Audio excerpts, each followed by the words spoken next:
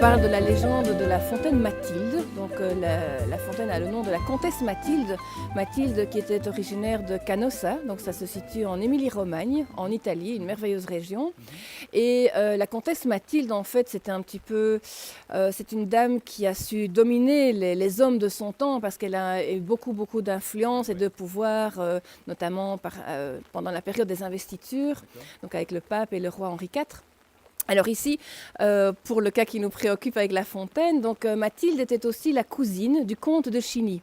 Et Orval faisait donc partie à l'époque du comté de Chiny et elle venait comme ça rendre visite à son cousin.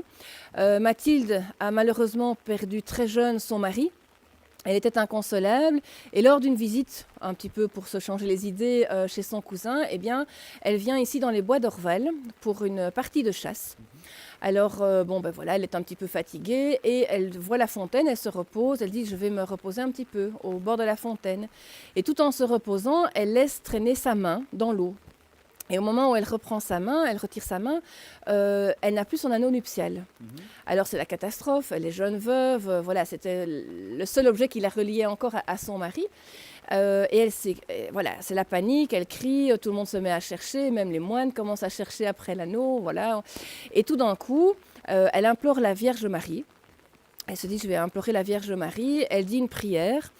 Et puis, subitement, un poisson surgit de l'eau avec l'anneau nuptial dans sa bouche. Une truite, je crois. Voilà, c'est plus tard qu'on a parlé de truite. Au départ, c'est juste un poisson. Et Mathilde s'est écriée « Heureuse la vallée qui me a rendu cet or », d'où le nom de Orval, Val d'Or, et Orval donc actuellement.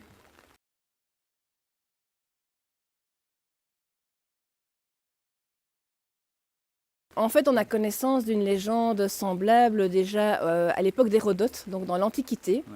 Une légende dans laquelle on raconte que le roi Polycrate, donc, qui est un dieu grec, a un ami égyptien, Amasis, et ce roi grec, tout lui réussit. Donc, alors son ami lui dit, écoute, c'est pas possible, il va t'arriver quelque chose un jour, c'est pas possible. Alors il le met au défi. Alors Amasis dit à son ami, à Polycrate, écoute, va en pleine mer, tu prends l'objet auquel tu tiens le plus et tu le jettes à l'eau. Donc Polycrate s'exécute, il part en pleine mer et il jette un anneau. Une bague à laquelle il tient vraiment beaucoup. Il la jette en pleine mer, il revient dans son château.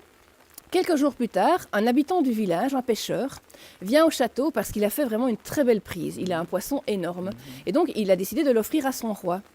Et quand les cuisiniers ont ouvert le poisson pour le préparer, ils ont retrouvé l'anneau d'or. En fait, on associe cette légende à une ordalie, donc c'est-à-dire un jugement de Dieu. Voilà. Maintenant, par rapport à Orval, il n'y a pas de jugement de Dieu qui est impliqué. Hein. C'est vraiment la légende de la comtesse Mathilde, qui historiquement, évidemment, a bien existé, est passée à Orval, ça c'est clair. Mais voilà. Voilà, donc l'abbaye d'Orval a un passé vraiment qui remonte à très longtemps. La fondation remonte à 1070 ou certains disent 1132. Donc là, c'est une histoire d'historien, on va dire, c'est une affaire d'historien.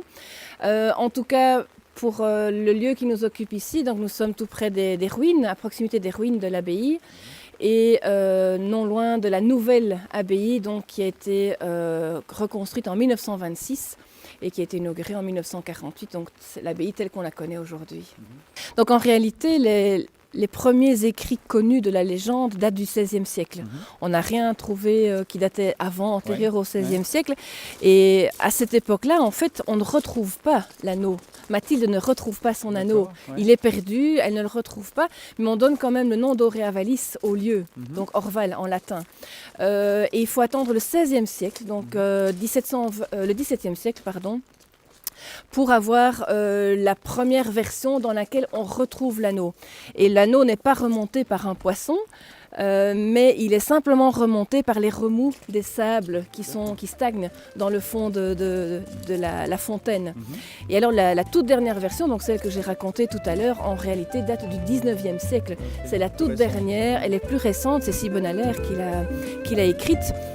Et donc là, effectivement, il parle d'un poisson qui remonte l'anneau de Mathilde dans sa bouche.